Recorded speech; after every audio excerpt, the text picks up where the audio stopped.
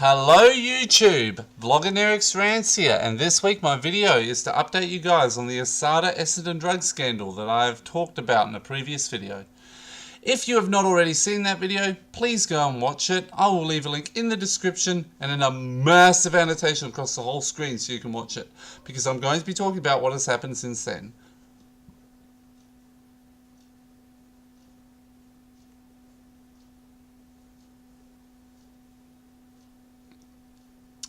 Now that you have seen my rant on the Asada investigation, I will say that the World Anti-Doping Authority appealed Asada's decision regarding the clearance of 34 past and present players at Essendon over their 2012 supplements program.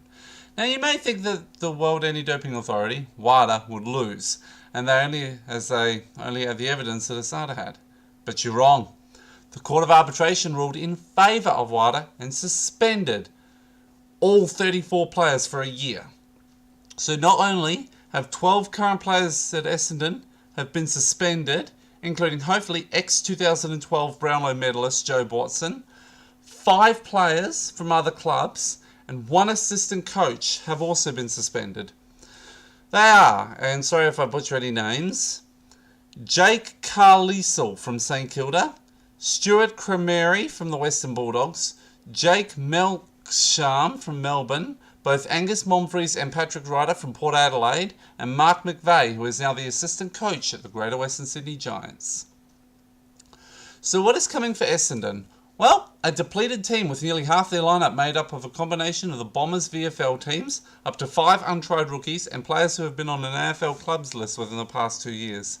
They also can't sign more than 2 people from the same club, except for their VFL club, and any payments to these new players also come under their salary cap, although allowances will be made. Also, Essendon don't have list access rights beyond October 31 for their top-up players. Also, massive legal action that hopefully crippled the club for a decade or more to come. Sorry to anybody watching this who is an Essendon supporter. So, in my video on the Essendon drug scandal that I made about 9 months ago, I decided recently, in preparation for this rant, to re-watch that video, and I can say I still think Asada were bluffing and blundering around for 26 months.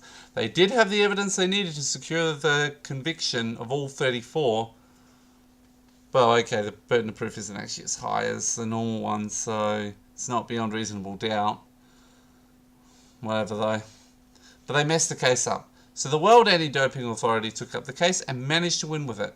So that means that Essendon lose many of their best players for 2016, and with the players not allowed any contact with any members of the team, well, okay, they think they can contact with the players, other players, but not any of their coaches.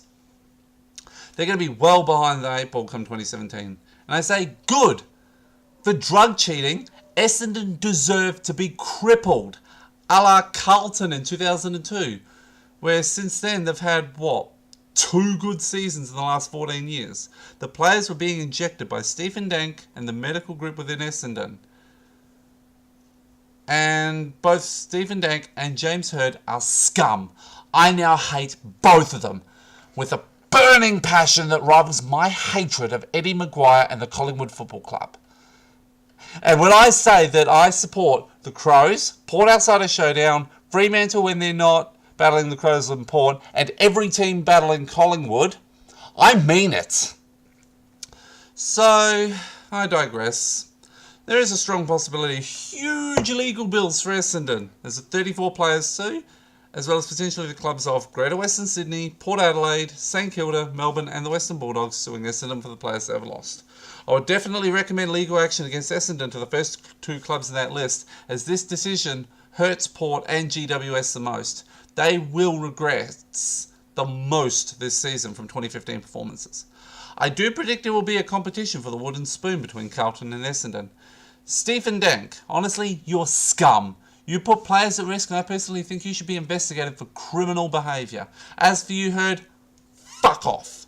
Fuck off and never, ever return to the AFL. You've disgraced yourself, you've helped disgrace and cripple your club for years to come, and I'll say, don't darken the AFL with your presence ever again, you fucking trashy human being. I fucking hate you. But that is my video for today. This 3-year saga isn't over yet. There's so much still to come. I have nothing but contempt for Essendon, and I hate Stephen Dank and James Hird especially. We'll see if Joe Watson loses his Brownlow medal. I hope he does.